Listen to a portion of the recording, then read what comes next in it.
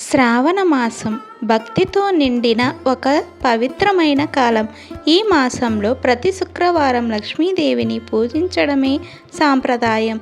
ఈరోజు లక్ష్మీ అమ్మవారిని పూజ చేస్తే భోగం, భాగ్యం, సంపద వర్ధిల్లుతాయని పురాణాలు చెబుతున్నాయి.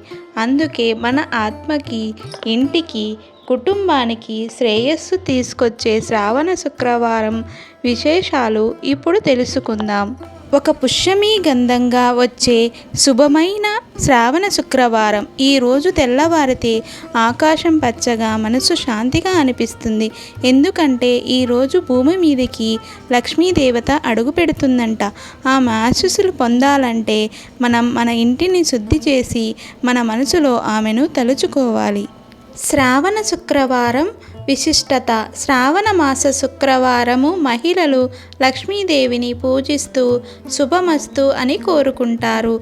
ఈరోజు ఆకుపచ్చ, పసుపు, ఎరుపు రంగు వంటి వస్త్రాలను ధరించి ఇంటి ముందు ముగ్గు వేసి పూజా మందిరాన్ని పుష్పాలతో అలంకరించడం ఆనవాయితీ. లక్ష్మీదేవి నామస్మరణ చేసే వృద్ధి కాంక్షించే వారందరికీ ఇది శుభదాయకమైన రోజు.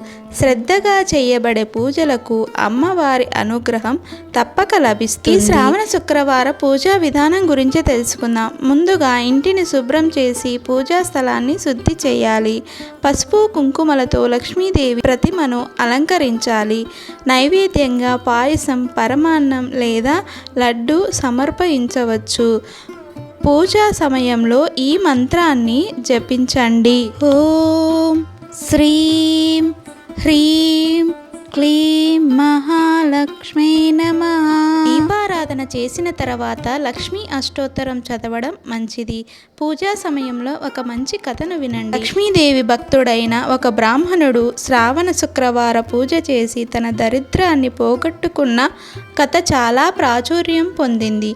అలాంటి కథలు వినడం ద్వారా మన భక్తిని మరింత బలపరుస్తుంది. శ్రావణ శుక్రవారం రోజు ఉపవాసం చేయడం వలన శరీరం శుద్ధి అవుతుంది. ఉదయం లేచి స్నానం చేసి పూర్తిగా పూజ చేశాక ఏదైనా తినాలి. పాలు, పండ్లు వంటి లఘు ఆహారం తీసుకోవచ్చు. ఈ శ్రావణ శుక్రవారం మీరు కూడా లక్ష్మీ అమ్మవారిని భక్తితో పూజించి ఆశీర్వాదాలు పొందండి. మన ఇంట్లో శాంతి, సౌభాగ్యం నిలిచిపోవాలంటే ఇలా పూజించడం ఎంతో శ్రేయస్కరం. అలాంటి మరిన్ని వీడియోస్ కోసం మన ఛానల్ని సబ్స్క్రైబ్ చేసుకోండి. అలాగే లైక్ చేయండి. మీ అభిప్రాయాన్ని కామెంట్ చేయండి. మీ ఫ్రెండ్స్ అండ్ ఫ్యామిలీకి షేర్ చేయండి. భగవంతుడి అనుగ్రహం ఎప్పుడూ మీతో ఉండాలని మనసారా కోరుకుంటూ ఓం మహాలక్ష్మీ నమః.